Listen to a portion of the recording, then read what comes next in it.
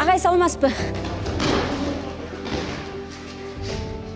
Мен Оштон болом. Мектепте окуп, Ошто университетте окуп, ошол жакта эле чоңойгом. Анан 2019 Бишкекке келгенмин.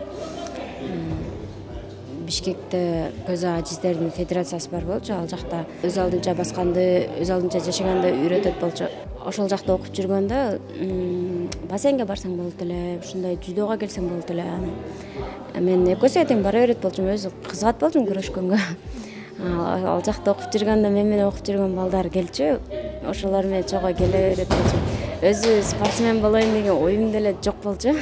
Ушинтип залга келип атып, биринчи жолу 2021 Олимпиадага лицензия берип алам мага. Ошодон кийин мындай спортсмен болуп кеткенмин.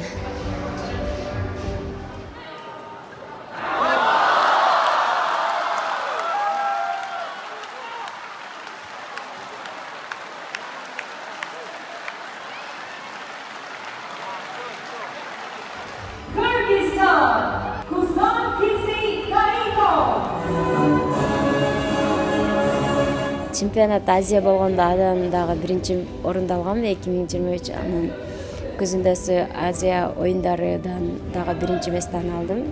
Азыр болсо мен менен машыгып аткандар Анталияга кетишет жакында 2-3 күндөн кийин. Мен болсо Олимпиадага даярданып атам. Анайын абрасын эмне кылабыз? Анайын схватка кылабыз балдар, бер мен жака, кол. Биздин пара дзюдодо бул мүмкүнчүлүгү чектелген адамдарды. Бул пара дзюдо экиге бөлүнөт да. Биринчи G1 деп бөлүнөт, булар вообще көрбөгөндөр. Дзюдо кичине көргөндөр. Индивидуалисттер бар да, биринчи группада. Пара дзюдо бул Кыргызстанда жаңы өнүгүп келатат, 3 жыл болду. Ошого байланыштуу бизде азыр возрасттык ограничение жок бизде. Кичинекей балдар келсе иштей беребиз да. Бизге азыр спортсмен жок келсе да, болгонубуз ушу жаңы ачылдык да.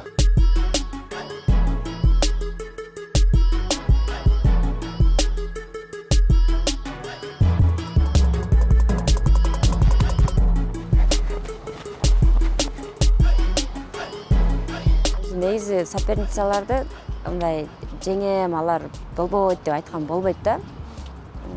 Ар бири өзүгө жараша күчтүү дегендейчи. Анан алар менен күрөшүп атканда кээде кыйын болот, кээде оңой болот. Смотря даярданганыңа карайт да. Какое-то время даяр болобуз дебейм, постоянно эле тренировка кылып, постоянно даяр турабыз. Но соревнованияга 1 ай калганда ошо сбор кылабыз. Бунусунда сбор болбой калды, ошон үчүн биз Бишкекте жүрөбүз. А так сбор болгондо биз көлгө барып, ол жакта режим менен тренировка кылабыз да.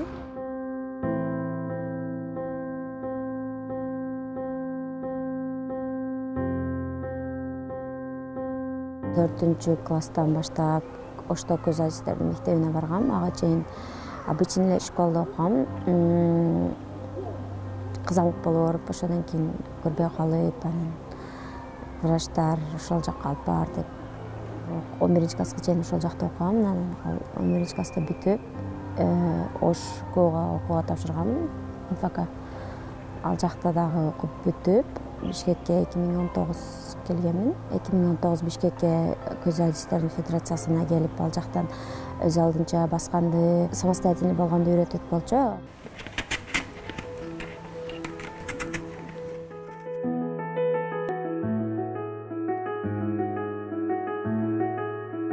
Биз постоянно ушундай жуулганын алабыз да. Анткени беркелер мындай сыртында кумдары менен болуп мындай. Эмне үчүн боло берет го, бирок аны деле тазалап жесең боло берет, билбейм, мен ушундай деле ала берем да. Жаныбызда магазин бар, ошодон эле алып айтабыз биз. Жакшылардан салып бериңиз дейм, мен болсо барып туруп кана көрөйүнчү деп эле барын берипсиз. Овощи, фрукты барын тең эле кармалап чыгам. Ещё биягыдан артыш керек болчу, мен просто тетир артчым.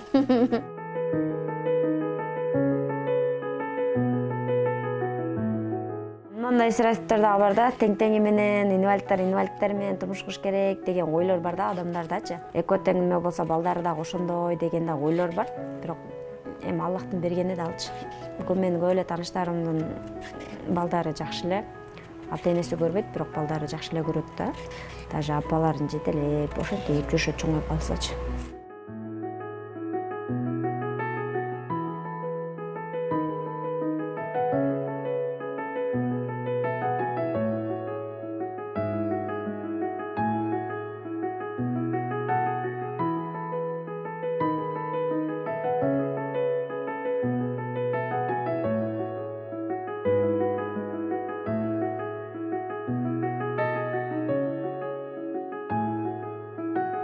өздөрү дагы эчтеке кыла албайм да, болбойт да, дебеш керек да адам өзү дагычы.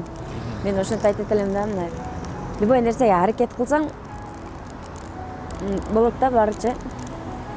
Главное өзүңдөн аракет болуш керек да.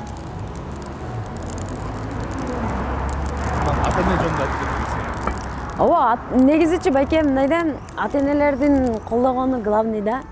Ата-эне поддержка кылбаса, бала 10 жылда окуса деле болбойт да. Ушундай окуугаларга апалары деле ошентип үйрөтсө, анан ошондо жакшы болот да. Анан сен колуңдан келбейт, сен байкең багат, сен мунаның багат, сен мунаның карайт деп калтырып койгон болбойт да.